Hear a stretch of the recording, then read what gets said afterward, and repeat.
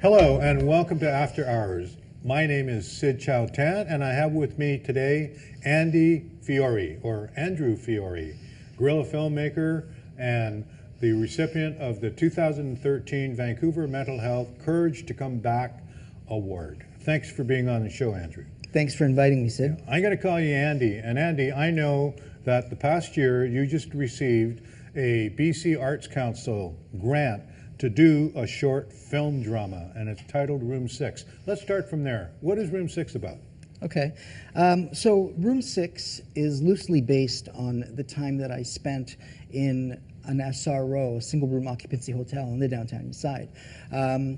It's a story of the relationship between a schizophrenic junkie thief and a survival sex trade worker. What they get up to, the struggle between them, how they survive. And it's indicative of what happens down there with a large percentage of the population. A lot of people do sort of live isolated, lone wolf lives, but some people pair up with others, and just so that it's easier to survive. And that's why they do pair up. It's because it makes it easier for them to survive. Just imagine every day you have to raise between 40 and maybe $500 just for drugs. So yeah, that's what the film is about. I'm very excited. I should say thank you to the BC Arts Council. They provided us with a small grant, which was enough to get it done. I learned a lot in the process. I learned a lot about working with actors. Up until now, I hadn't worked with actors. I worked strictly with real people. But before we go there, sure. And we'll go through that film, I just want to know, you wrote the script, or how did you manage to come up with the grant and the script so that the BC Arts Council would fund it? Well, that's a good question. Obviously, I didn't do it all alone. I had help.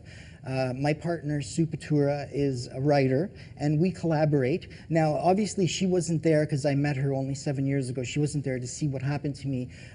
So we both wrote the story together. What I did was I came up with some, I decided which part of the story would be more dramatic, which would be, it's sort of like when you look at other movies like Apocalypto, Mel Gibson.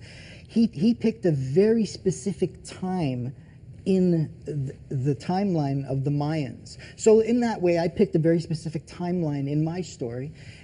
We wrote it in a very short time, and then Sue worked on the screenplay. She did it mostly herself, but she would consult with me. She helped write part of the grant proposal, and we wrote that together as well. We were very excited and elated when we found out that we got the grant, so I'm just lucky. Yeah. So when you went into working, you had to hire actors, you had to get locations, you had to do all that stuff. And this is what you're talking about in terms of guerrilla filmmaking. Making a film, a short film, a drama with very little budget. And you said you must have had a lot of fun doing that. Were there interesting things that happened? Yeah, it was fun, and a lot of interesting things did happen. For example, we didn't have the money to go to a casting agency and find legitimate, real, true actors with like a resume and a filmography. So what I did was I put the word out on the street in the downtown east side. I put up some postings at the Carnegie. I also put an ad out, took an ad out on Craigslist, which is also free, right? So every free way that I could advertise this, I did. And so part of the challenge was finding actors. What I really wanted was I wanted actors who had drug experience as well as being an actor, which was next to it's very difficult to find that. My dream was finding like someone who's active in their addiction, who had aspirations to act. That would have been perfect, but I couldn't find that in the short amount of time. So I had to settle with novice actors. But the good thing was that we chose very carefully. We chose people that had a strong work ethic, that wanted to rehearse, and that were really interested in the script story, right? So we were lucky we found people that were passionate about the story. They were, always applauding Sue for having written a great screenplay. And they were so committed, like they rehearsed on their own as well as rehearsing with us. So we were lucky that we found really good, willing to work actors. And basically, you did most of the taping or the recording and the blocking and all these things. You directed, you produced it, part writer, and now it's done? So yeah, it's done. And now that you brought that up, that we did most of it ourselves, and I wore many hats. That's where the guerrilla filmmaking style came in, because essentially, being a documentary filmmaker, I had to show up at various scenarios, work with available light, and just film and work with people. So I took that skill and I did the same thing. I basically, so it was almost, in a lot of ways, when you see Room 6, it's kind of like a play, because it all happens pretty much in one space. And I filmed it like a documentary filmmaker in cinema verite style. So I just captured it as they were doing it, as they were acting it. And I felt that that would help give it more realism. It'll make it feel more like a real thing instead of like a scripted and storyboarded drama. And just to clarify, it was supposed to be a feature film, but we didn't get the opportunity to finish filming everything. So. And when are people going to be able to see this? Or let's be straightforward. One of the reasons you're here is to promote the film. That's right. So what can we say about it? So the film will be, I've decided to release the film online. It's going to be free to view for everybody. And it's going to be released on February 20th, which is coming up. It's less than a month away.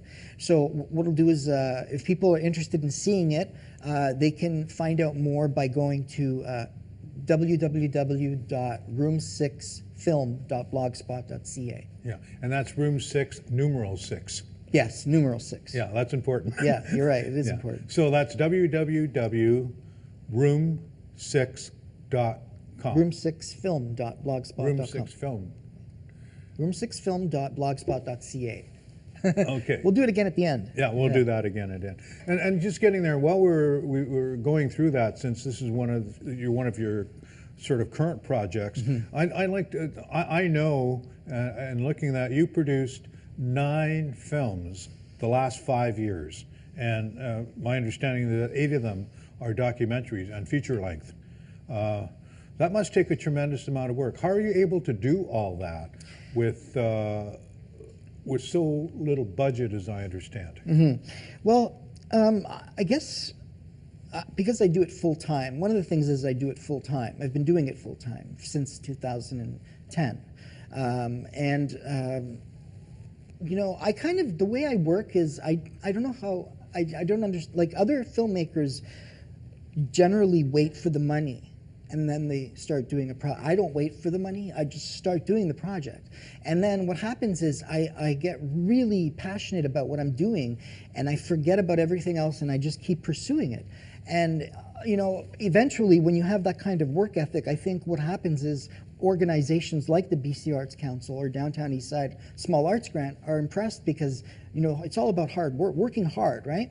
Also, the other thing too is that I'm upfront and honest. I'm not doing something that's, it's all upfront stuff. It's honest work. There's not a lot of input from myself. It's in the documentaries. It's mostly the people that I'm interviewing. So it's very authentic, and authenticity is really important today. Well, this is one of the reasons when I first met you and I talked to you and you talked about these films. I looked at the films, I saw them, I could tell that they were best low budget films. and I just saw, as you said, the authenticity.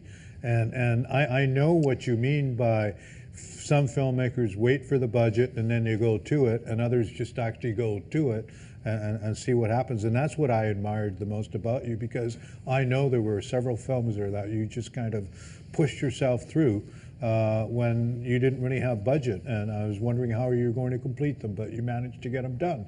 And good on you for doing all that. I'm just wondering if, for our viewers out there, I talked about 9 films that you'd done recently. One of them, which I got to watch and I really liked a lot, was called 10 City Blocks, Survival Sex Trade in the Downtown East Side. And I think that must have helped you a lot towards making Room 6. And I just wonder if you could tell our audience a little about how the 2 films, sort of what you learned from one film to help you make the other one, and what you learned from the second film that might have helped you make the first film better. Yeah, that's a good question. Well, 10 City Blocks, Survival Sex Trade in the Downtown East Side is one of the more popular titles that I produced. And it's kind of ironic because I didn't expect that, because the way 10 City Blocks came about was I was editing another project, and while I was doing it, my mind was working in the background and going, hey, you should just go out and just get random interviews with sex trade workers. And I thought, yeah, wow, why didn't I do that before?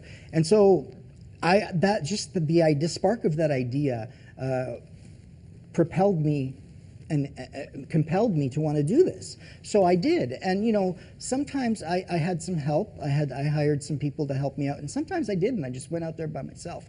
And I learned a lot about how the women in the downtown east side, specifically the sex trade workers, how they are treated by the population at large. I have to say that in some instances, while I was interviewing the women, it made me uncomfortable to feel that sort of malicious energy. And I'm talking specifically about males in vehicles that drive through those alleys and such, maybe combing for the next one to have sex with, or God knows what else, because there are a lot of sex offenders that do prey on these women. So it just opened the door to that energy and that craziness, and it was like I was researching for Room 6 in a way. But most of the research for Room 6 came from the actual relationships that I did have with some of the women down there. And I should clarify, the relationships were strictly friendships, I just didn't. My heart was heavy for these women because they were looking for approval all the time. And nobody ever told them that they were beautiful or that they were fine just the way they were.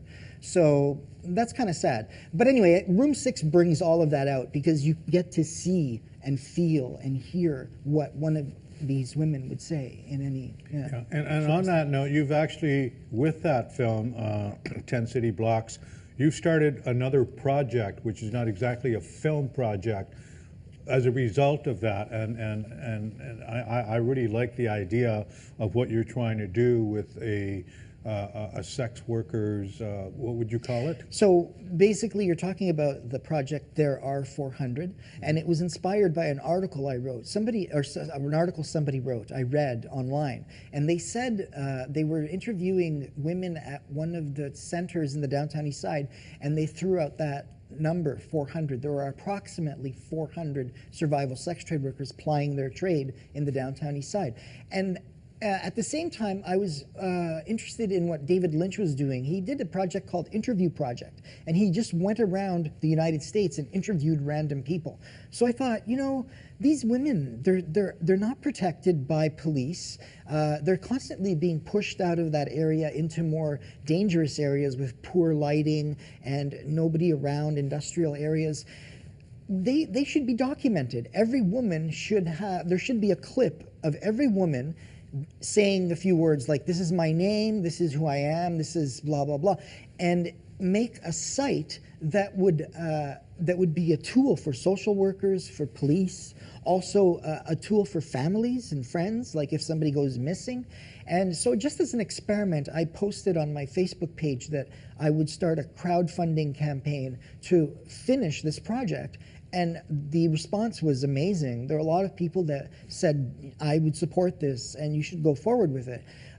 So that's another project in the future that I might complete. It's going to take a while. And I have two people that are volunteering, one from Simon Fraser University. She's a student and a researcher. She's going to help me go out and do it, the interviews with the women. And also we may even go to Victoria and do it there. Because the other thing is to sort of move on and do new things as well. And so I thought, why not go to Victoria and expand the project and film the women down there? And there's going to be detractors that say, oh, you shouldn't do this. But the women are going to be given a choice. We're going to approach them and say, here's what we want to do. Would you talk to us for half an hour and we'll compensate you for your time? So they're adults. It's up to them if they want to do it. And there will be benefits for doing it, right? Safety and so on.